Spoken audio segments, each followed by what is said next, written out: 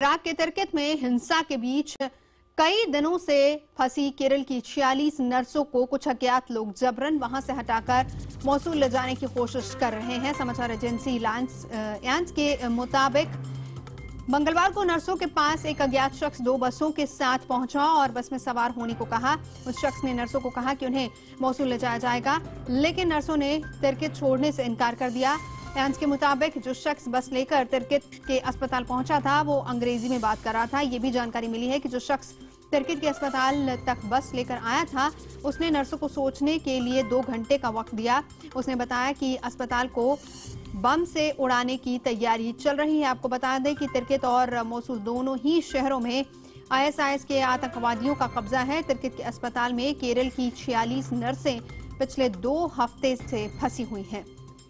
और इस बीच केरल के मुख्यमंत्री ओमन चांडी ने भी इस खबर की पुष्टि की है और इस मामले के सामने आने के बाद ओमन चांडी ने बुधवार को दिल्ली वो पहुंचे और विदेश मंत्री सुषमा स्वराज से मिलकर हालात की चर्चा भी की।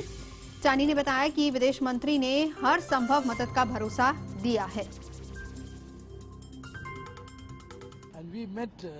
Union Eastern Office Minister Srimati Sushma Swaraj and the senior officers of the MEA is also present. We contacted the high officials of Indian Embassy in Baghdad and gave necessary direction to make sure about the safety of the people in Iraq. हमारे साथ इस वक्त जुड़ रही हैं हमारी associate foreign editor Smita Sharma. Smita, हम आपसे ये जानना चाहेंगे कि बहुत दिनों से जब से ये विवाद चल रहा है तब से अक्सर सैयद अकबरुद्दीन आते हैं, प्रेस कॉन्फ्रेंस करते हैं और कहते हैं कि हम ज़्यादा इन्फॉर्मेशन शेयर नहीं कर सकते, लेकिन कोशिश पूरी है और जिस तरीके के प्रयास किए जा रहे हैं उससे वो भी संतुष्ट हैं कि लोगों को वहां से निकाला जाएगा। लेकिन खास तौर पर अगर इन नर्सों की बात करें तो अब इनके लिए खतरा लगातार बढ़ता जा रहा है, इतना ज्यादा कि केरल के मुख्यमंत्री आए और उन्होंने विदेश मंत्री से बातचीत की है। देखिए, ये तो उनके राज्य का मसला है, तो जाहिर सी बात है ओमन चांडी इसीलिए दिल्ली में मौजूद हैं और सुषमा स्वराज से जो है आश्वासन लेने की कोशिश की है कि हर संभव कोशिशें इस वक्त जारी हैं नर्सों को निकालने की। शुरुआती रूप में आपको मैं याद दिला दूं क्योंकि लगभग 8 और 9 जून की हम बात कर रहे हैं जब सबसे पहले आईसिस का हमला देखने को मिला मोसूल जैसे शहरों पर, और उसके बाद से टिक्रित पर भी जो है जब उन्होंने अपनी एक तरीके से पैठ बनाई। यहाँ पर 16 जून से लगभग इस हॉस्पिटल में जो है ये 46 नर्सेस फंसी हुई हैं। लेकिन शुरुआती रूप में मैं आपको बता दूं कि जब सरकार ने इनसे संपर्क साधा था इनमें से कई ऐसी नर्सेस थी जो वापस उस वक्त नहीं आना चाहती थी और काफी एक लंबे वक्त के लिए वहां पर हालांकि फायरिंग वगैरह नहीं हो रहा था, वो अस्पताल में जो है खुद को सुरक्षित ही मान रही थी। इन दिनों जो है वो अस्पताल के बेसमेंट में है। उन्हें हाँ जो लोकल वहां पर प्रोविजंस वगैरह खरीदने के लिए, खाने पीने की चीजों के लिए या तेल जैसे सामानों के लिए पैसे कम पड़ रहे थे, ये पैसे ट्रांसफर जरूर किए गए। जो पिछले दिनों सुषमा स्वराज ने गल्फ खाड़ी देशों में भारतीय राजदूतों के साथ मुलाकात की, उसके बाद ये फैसला लिया गया कि जो गल्फ कम्युनिटी रिलीफ फंड है उससे पैसे कुछ इराक में ट्रांसफर किए जाएंगे इन चीजों को, इन जरूरतों को पूरा करने के लिए। लेकिन इस वक्त जो दिक्कत यह है कि अब टिक्रिट जैसे शहर में हम फाइट बैक भी देख रहे हैं इराकी सेना की तरफ से, काफी ज्यादा जो पुश बैक करने की कोशिश कर रही हैं। वहां पर हेलीकॉप्टर्स वगैरह को भी जो है तैनात किया जा रहा है इराकी सेना की तरफ से। तो इस क्रॉस फायर की वजह से और दिक्कत बढ़ गई है कि आप अगर अस्पताल से बाहर आते भी हैं, जिस पॉइंट से आपको हवाई मार्ग से वापस भारत लाया जा सकता है, उस पॉइंट तक आने के लिए आपको सड़क मार्ग का इस्तेमाल करना पड़ेगा। उस सड़क मार्ग में वापस से जो है और ज्यादा जोखिम और खतरे होंगे। लेकिन निश्चित रूप से सरकार जो है अब उनको सोचना होगा कि और कैसे जो है, जैसे ये अब लड़ाई और ज्यादा भीषण हो रही है इराकी सैनिकों और आईसिस के बीच में, कैसे नर्सों को वक्त रहते वहां से निकाला जाए।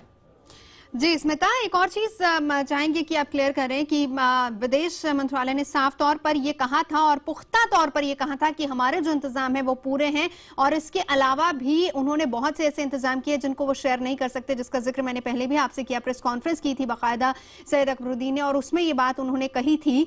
तो क्या माना जाए अभी कितनी तादाद में लोग वहां पर मौजूद है और खासतौर पर नर्सों को निकालने की जहां तक बात हो रही है तो भारत सरकार की तरफ से अब अगला कदम क्या हो सकता है?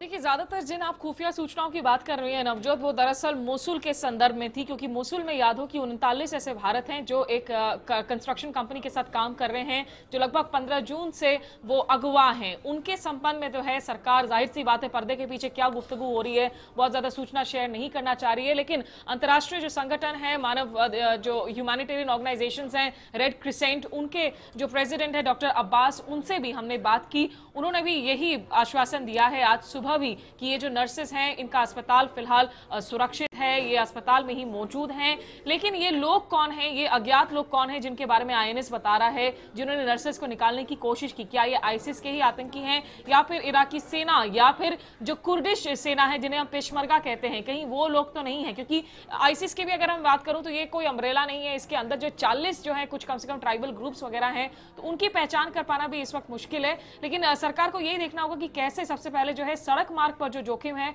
उससे जूझते हुए नर्सेस को एयरपोर्ट तक लाया जा सके। आप भले ही उनको अरबिल लेकर आए या दक्षिण में बगदाद लेकर आए, जहां से फिर उनकी भारत की वतन वापसी हो सके। जी, बहुत शुक्रिया स्मिता आपका इस पूरी जानकारी के लिए। स्मिता हमें समाचार जानकारी हमें दे रही थी। बहरहाल कोशिशें हो रही कि नर्सों को जल्द से जल्द वहां से निकाल लिया जाए। इस बारे में हमने रेड क्रिसेंट के सदस्य यासीन अहमद से भी बात की, उनका क्या कहना है आइए सुनते हैं।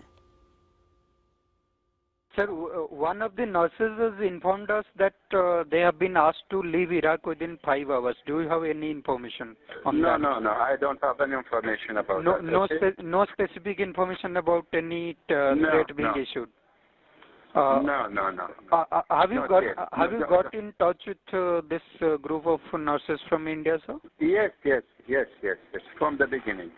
Okay. And sir, you confirm us that they all are in hospital and safe? Yes, they are safe and in the hospital.